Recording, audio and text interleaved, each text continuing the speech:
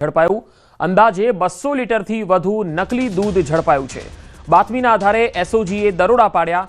Soya oil, મેલ્ટોડોક્સિન અને way પાવડરથી નકલી દૂધ બનાવતા હતા। રહેણાંક મકાનમાં બનાવટી દૂધ બનાવવામાં આવતું હતું। એસઓજીએ સુનિલ શર્મા નામના શખ્સની ધરપકડ કરી લીધી છે। તો સાબરકાંઠાના ઈડરનો આ બનાવ છે। એસઓજીએ એક શખ્સની ધરપકડ કરી લીધી છે। ઈડરના સિંગા ગામેથી બનાવટી દૂધ ઝડપાયું છે। અંદાજે 200 લીટરની માત્રામાં આ નકલી દૂધ ઝડપાયું છે।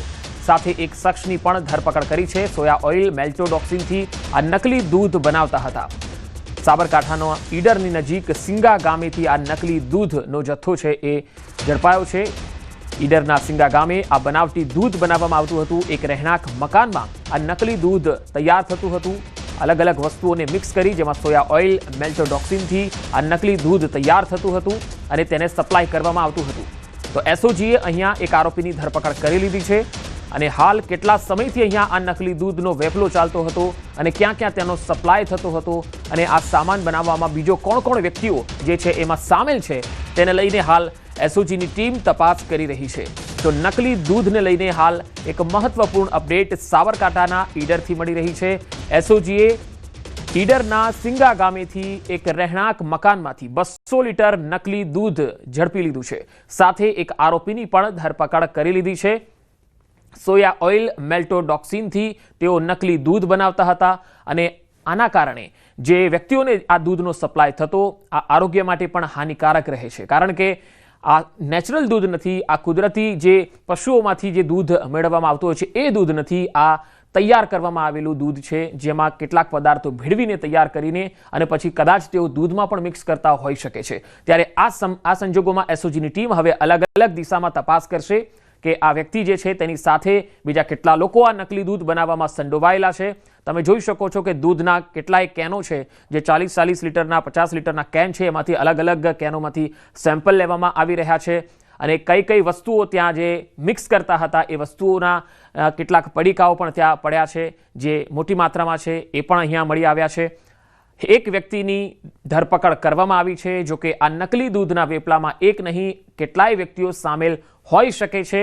200 લીટર નકલી દૂધનો જથ્થો છે એ એસઓજી ટીમે અહીંયા પકડી પાડ્યો છે। આ નકલી દૂધ આરોગ્ય માટે ઝેર સમાન છે, આરોગ્યને નુકસાન પહોંચાડે છે। આ વેપાર જે છે એ અટકવો જોઈએ। કેટલાક લોકો વધારે પૈસા કમાણીની લાલચમાં લોકોના આરોગ્ય સાથે સીધી રમત રમે છે। સુનિલ શર્મા નામના કોઈ વ્યક્તિ છે કે જેણે આ નકલી દૂધ જે છે એનો વેપલો અહીંયા આગળ ધમધમતો કર્યો હતો। એક વ્યક્તિની અહીંયા ધરપકડ કરી લેવામાં આવી છે। તસવીરોમાં તમે જોઈ શકો છો ઘરમાં જ આવી ફેક્ટરી છે એ ધમધમતી હતી અને દૂધ જે છે એ નકલી દૂધ અહીંયા તૈયાર થતું હતું। સવાલ એ છે કે કોની રહેમ નજર હેઠળ આ નકલી દૂધ તૈયાર થતું હતું? કેમ આરોગ્ય વિભાગની ટીમો જે છે એ વાર તહેવારે તપાસ નથી કરતી? કારણ કે આ પ્રકારનું દૂધ અહીંયા જો બનતું હોય તો આવા કેટલાય વિસ્તારો હશે જ્યાં આ પ્રકારે નકલી દૂધ વેચાતું હશે। વધુ માહિતી મેળવીએ સંવાદદાતા ઈશાન પરમાર સાબરકાંઠાથી જોડાયા છે। ઈશાન, આ જે સિંગા ગામેથી જે આ નકલી દૂધનો જથ્થો પકડાયો છે વધુ અપડેટ શું છે? પંકજ, ચોક્કસ કે વાત કરવામાં આવે તો જે એસઓજીની બાતમી મળી હતી, બાતમીના આધારે નકલી બનાવટી દૂધ વેચાતું હોય એવું સામે આવ્યું હતું। ત્યારે બાતમીના આધારે સિંગા ગામે તપાસ કરતા એક રહેણાંક મકાનમાં જ નકલી દૂધ બનાવતી ઝડપાયું હતું। નોંધનીય છે કે 200 લીટર જેટલો આ નકલી દૂધનો જથ્થો મળી આવ્યો હતો। વિવિધ પાવડરો નાખી અને આ જે દૂધ છે તે દૂધ બનાવવામાં આવતું હતું ને જે લોકો છે લોકોના આરોગ્ય સાથે ચેડા કરવામાં આવતા હતા। તો આ સમગ્ર મામલે એસઓજીએ વિવિધ ટીમ બનાવીને તપાસ હાથ ધરી છે। એક ઇસમની અટકાયત કરી છે। આ ઉપરાંત અન્ય કેટલા સંડોવાયેલા છે તે દિશામાં પણ હાલ તપાસ ચાલુ છે। ઈશાન, આ જે વ્યક્તિ છે એ કોણ છે? શું તે લોકલ છે, કોઈ વેપારી છે કે પછી કોઈ અન્ય વિસ્તારમાંથી આવેલ વ્યક્તિ છે? પંકજ, ચોક્કસ કરતા હાલ તો આ તમામ બાબતે એસઓજીની ટીમ અને ઈડર પોલીસ તપાસ કરી રહી છે। કારણ કે આ અચાનક જ જે બાતમીના આધારે તમામ મામલો સામે આવ્યો હતો ને અત્યારે હાલ તો જે પાવડર છે આ ઉપરાંત બનાવટી દૂધ એ પ્રમાણનો જથ્થો અત્યારે તો ઝડપી પકડી લઈને સીઝ કરવામાં આવ્યો છે। આ ઉપરાંત આરોપીની અત્યારે હાલ તો પૂછપરછ ચાલુ છે કે આ વ્યક્તિ ક્યાંનો હતો અને ઈશાન, હું આપણે અહીંયા અટકાવવા માંગીશ। હાલ મેડિકલ એસોસિએશનના કોઓર્ડિનેટર મુકેશ મહેશ્વરી ડોક્ટર સાહેબ આપણી સાથે જોડાયા છે। મુકેશ સાહેબ, આપની પાસેથી જાણવા માંગીશું કે આ જે નકલી દૂધ જે પકડાયું છે એનાથી આરોગ્યને કેટલું નુકસાન છે, કારણ કે એમાં સોયા ઓઇલ પણ એમાં ઉમેરાતું હતું અને અન્ય કેટલાક પાવડરો પણ ઉમેરાતા હતા. શું નુકસાન? પંકજભાઈ, આપણે ત્યાં વર્ષોથી તમને ખબર હશે કે મિલ્ક એટલે દૂધને સંપૂર્ણ આહાર ગણવામાં આવ્યો છે.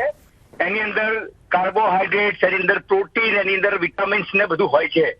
જ્યારે તમે એની અંદર ભેળસેળ કરો એટલે કે સોયાબીન નાખો કે કોઈ જાતના કેમિકલ નાખો કે પછી કોઈ ખાદ્ય પદાર્થો બીજા જે ઉપયોગમાં લેવા નાખો અને પછી દૂધ બનાવો તો એની અંદર જાતના શરીરને હાનિકારક તત્વો ઉમેરાઈ જાય છે અને જે ફાયદાકારક તત્વો છે તમને નથી મળતા.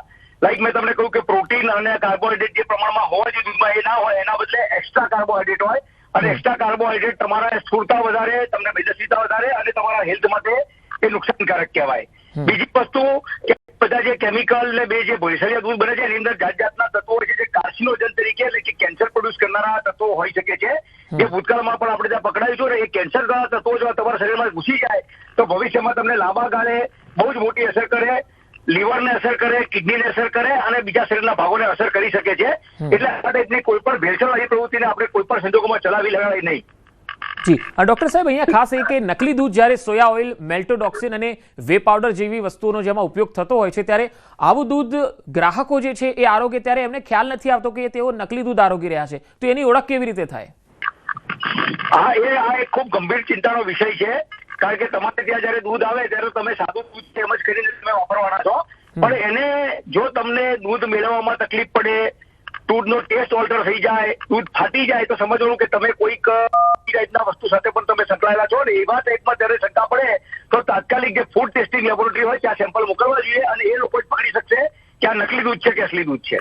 ડોક્ટર સાહેબ, જ્યારે દૂધમાં એવા કયા તત્વો ઉમેરવામાં આવે જેવી રીતે આ નકલી દૂધમાં ઉમેરવામાં આવતું હતું મેલ્ટોડોક્સિન કે વે પાવડર, આવા બીજા કયા તત્વો એવા છે કે જે ભેળસેળ થાય દૂધમાં તો તેનાથી કેન્સર, જે આપે કીધું કે કેન્સર સહિતની અન્ય બીમારીઓને મોટું જોખમ થઈ શકે છે?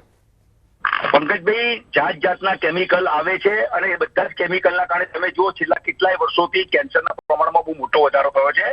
આપણે જેને ફૂડ એડલ્ટ્રેશન કહીએ અને ફૂડ એડલ્ટ્રેશન માટે દરેક જગ્યાએ ફૂડ એન્ડ ડ્રગ ડિપાર્ટમેન્ટે ખૂબ કડક કાયદા બનાવેલા છે. એટલે કોઈ પણ જાતના કેમિકલ હોય, આઈધર એ તમારા લીવરને અસર કરશે, તમારી કિડનીને અસર કરશે, તમારા જનરલ સ્વાસ્થ્યને અસર કરશે અથવા કેન્સર કરશે.